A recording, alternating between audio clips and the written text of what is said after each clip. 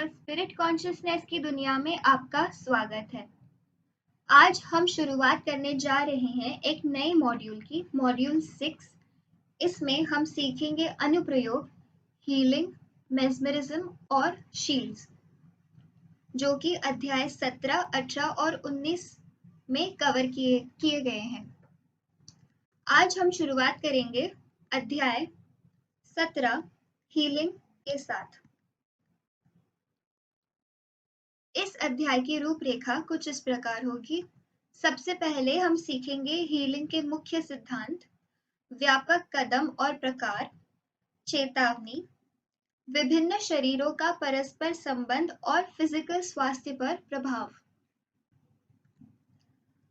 सबसे पहले शुरुआत करेंगे हम मुख्य सिद्धांतों के साथ। जैसा कि पहले अध्यायों में चर्चा की गई है, मजबूत स्वास्थ्य में एक व्यक्ति अनजाने में महत्वपूर्ण उत्सर्जन एमिनेशन करता है। ये अपने आसपास के क्षेत्र में सक्रिय रूप से अवशोषित हो सकते हैं। इस तरह ऐसे जीवन शक्ति के प्राप्तकर्ताओं यानी रेसिपिएंट्स को मजबूत किया जाएगा और छोटी बीमारियों से उबर सकते हैं। हम यह भी जानते हैं कि प्राण इच्छा शक्ति के लिए ग्रहणशील है। इसीलिए बहुत अच्छे स्वास्थ्य वाले लोग जानबूझकर अपनी अतिरिक्त ऊर्जा उन लोगों को भेज सकते हैं जिन्हें इसकी आवश्यकता है। वे प्राकृतिक प्रवाह को भी बढ़ा सकते हैं।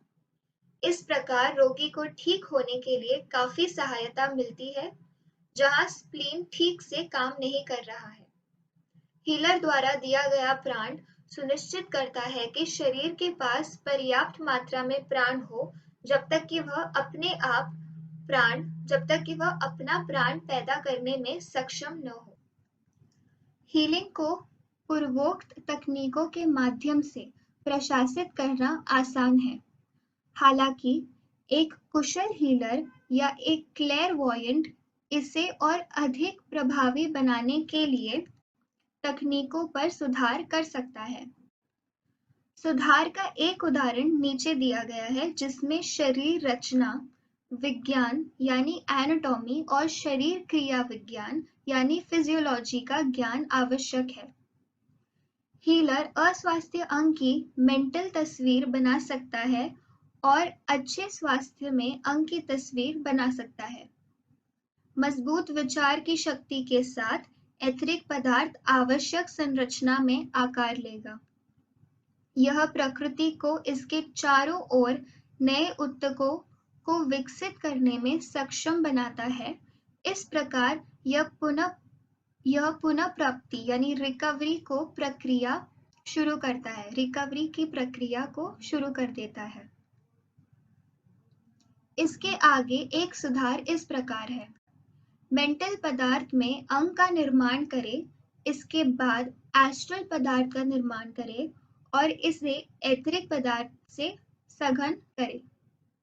अंतिम चरम रोगी के शरीर में द्रव्य का उपयोग करके ठोस यानी सॉलिड, तरल यानी लिक्विड और गैसों के मोल्ड में डालना होगा और इसे उन सामग्रियों के साथ पूरक किया जाएगा जिनकी कमी है। कभी-कभी हीलिंग फिजिकल प्रेजेंस से भी किया जा सकता है। या तो यह पूरी तरह से बेहोश यानी अनकॉन्शियस है, या यह अतिरिक्त जीवन शक्ति यानी वाइटलाइजिंग एनर्जी का एक केंद्रित हस्तांतरण ट्रांसफर है। इस महत्वपूर्ण ऊर्जा को बड़ी मात्रा में या शरीर के एक विशिष्ट हिस्से को रोगी की धारा में पारित किया जा सकता है, जिसे उपचार यानी हीलिंग की आवश्यकता होती है। किसी व्यक्ति के शरीर में केवल प्राण का संचार बढ़ने से कई छोटी बीमारियां या असुविधाओं को ठीक किया जा सकता है। उदाहरण: उलझे हुए स्वास्थ्य किरणों से अनिद्रा, पाचन विकार और सभी तंत्रिका विकार यानी नर्वस डिसऑर्डर्स हो सकता है। सिर दर्द आमतौर पर परिणाम है या तो रक्त या प्राण का। यदि हीलर रोगी के सिर के माध्यम से एक मजबूत केंद्रित धारा यानी करंट गुजरती है तो कंजेस्टेड पदार्थ साफ हो जाएगी और सिरदर्द भी ठीक हो जाएगा। चुंबकीय हीलिंग यानी मैग्नेटिक हीलिंग पागलपन के कुछ रूपों को ठीक करने के लिए उपयुक्त है। कुछ प्रकार के पागलपन एक दोषपूर्ण एथेरिक दिमाग के कारण होते हैं। एथेरिक में कण फिजिकल शरीर के कणों के साथ मेल खाने में विफल होते हैं, इसलिए एथेरिक दिमाग उच्च वाहनों से उचित तरीके से कंपन ले जाने में असमर्थ होते हैं। आगे हम देखेंगे व्यापक कदम और प्रकार। हीलिंग को चुंबकीय रूप से एक सुव्यवस्थित और प्रभावशाली तरीके से निम्न विधि द्वारा प्रदान किया जा सकता है। रोगी से अनुरोध किया जाता है कि वह आरामदायक स्थिति में बैठे या लेट जाए, जो भी पसंद हो, पूरी तरह से आराम करें। फ्लैट बाह के साथ एक आसान कुर्सी इस उद्देश्य के लिए पूरी तरह से आरामदायक है। हीलर कुर्सी की बगल वाली बाह पर बैठता है और इसीलिए थोड़ी ऊंचे स्थान में होता है। वहां से हीलर रोगी के शरीर पर या विशिष्ट क्षेत्र में अपने हाथों को इच्छा से पास करता है, जिससे रोगी को बीमारी से राहत मिलती है। इन गतियों को या तो थोड़ी दूरी से बनाया जा सकता है या पूरे हाथ को बहुत कोमलता से रखकर, जो अधिक सहायक होता है। अन्य तकनीकें। जब एक स्थानीय कंजेशन को ठीक करते हैं तो कुछ अलग विधि भी नियोजित की जा सकती है। हीलर उस हिस्से के दोनों ओर एक हाथ रखता है जो प्रभावित होता है और दाहिने हाथ से शुरू होकर बाईं ओर पहुंचने वाले चुंबकत्व की धारा को केंद्रित करता है। यह विधि रोगी के प्रभावित क्षेत्र में कंजेस्टेड मैटर को खत्म करने में मदद करती है। अस्वास्थ्यकर भाग को ठीक करने के बाद अगला कदम रोगी की धारा में चुंबकीय तरल पदार्थ और प्राण की धारा से गुजरना है। इसके लिए विधि पहले की तरह ही है, हालांकि रोगी की खुद की प्राण डालने के लिए एक मजबूत इच्छा शक्ति की आवश्यकता होगी। यह या तो पूरे शरीर पर लंबी गतियों से या प्रभावित क्षेत्र में छोटी गतियों या फिर हाथों के बीच करंट पास करके हील किया जा सकता है। अगला हीलिंग में हम देखेंगे चेतावनियां। प्रत्येक प्रस्ताव बनाने के बाद यह हीलर के लिए जरूरी है कि वह रोगी से एकत्र किए गए एथेरिक पदार्थ को श्रेड कर दे या फिर वह स्वयं में से कुछ वापस लिए गए एथेरिक पदार्थ को बनाए रखने का जोखिम उठाता है। यदि ऐसा होता है तो हीलर उस बीमारी से पीड़ित हो सकता है जिसे उसने रोगी से ठीक किया है। उदाहरण के लिए, यदि हीलर ने जोड़ों के दर्द के रोगी को ठीक कर लिया, तो वे स्वयं को उसी से प्राप्त कर सकते हैं। यदि नहीं किया जाता है तो हीलर खुद बहुत बीमार हो जाता है या यहाँ तक कि एक पुरानी बीमारी विकसित करता है। यह अस्वास्थ्यकर चुंबकत्व हाथ की आभा से अपने आप को दूर से अच्छी तरह से झटके और नीचे की ओर का सामना करके हटाया जा सकता है। यह महत्वपूर्ण है कि रोगी से निकाले गए अस्वास्थ्यकर चुंबकत्व को नष्ट कर दिया जाए। भविष्य में हीलर या रोगी नकारात्मक रूप से प्रभावित हो सकते हैं।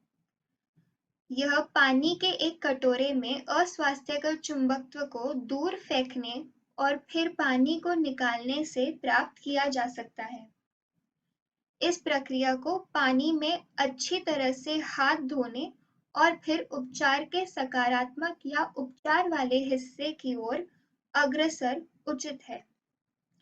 अस्वास्थ्यकर चुंबकत्व को नष्ट करने का एक और तरीका अस्वास्थ्यकर चुंबकत्व को कुछ वर्गों के तत्वों के लिए लक्षित करना है, जहां इसे उचित रूप से निपटाया जाता है।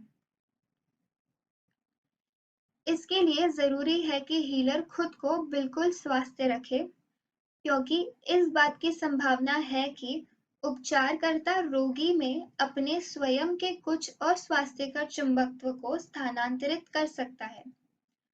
चुंबकीय उपचार यानी मैग्नेटिक हीलिंग में कपड़े एक मामूली बाधा है, खासकर रेशम।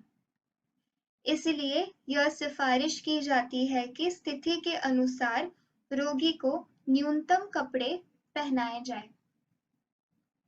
अगला हम हीलिंग में देखेंगे विभिन्न शरीरों का परस्पर संबंध और फिजिकल स्वास्थ्य पर प्रभाव। एथेरिक शरीर को प्रभावित करने के अधिक तरीके हैं, क्योंकि मेंटल, एस्ट्रल और एथेरिक शरीर बहुत निकटता से जुड़े हुए हैं।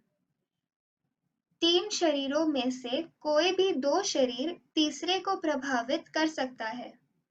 आमतौर पर फिजिकल स्वास्थ्य पर अच्छा प्रभाव डालने वाली कोई भी चीज उच्च वाहनों पर सकारात्मक रूप से प्रतिध्वनित होती है।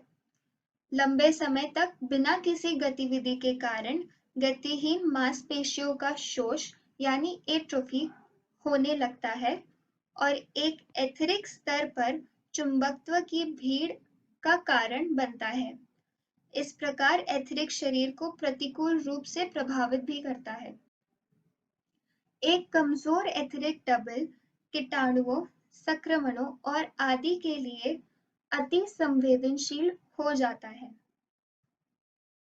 एक अस्वास्थ्यकर एस्ट्रल या मेंटल शरीर भी फिजिकल शरीर को दर्शाता है।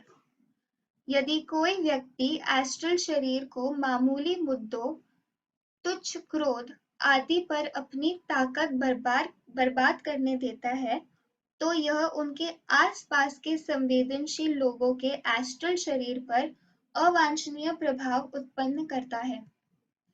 इसके अतिरिक्त एस्ट्रल शरीर को होने वाली लगातार परेशानी अक्सर एथेरिक शरीर में दिखाई देती है और अंततः सभी प्रकार के तंत्रिका विकारों यानी नर्वस डिसऑर्डर्स के रूप में फिजिकल शरीर पर दिखाई देती है। ज्यादातर तंत्रिका विकारों यानी नर्वस डिसऑर्डर्स मुख्य रूप से अनावश्यक चिंताओं और अन्य अप्रिय भावनाओं के कारण होते हैं। यदि रोगी को शांति से और बिना उपद्रव के अपने साधनों को रखने के लिए निर्देशित किया जाता है, तो इसे ठीक किया जा सकता है। मैग्नेटिक हीलिंग और मेस्मरिज्म बहुत आसानी से मेल खाते हैं और इसीलिए अब हम मेस्मरिज्म के ओर बढ़ेंगे। अगले वीडियो में हम देखेंगे इस मॉड्यूल का दूसरा भाग, मेस्मरिज्म।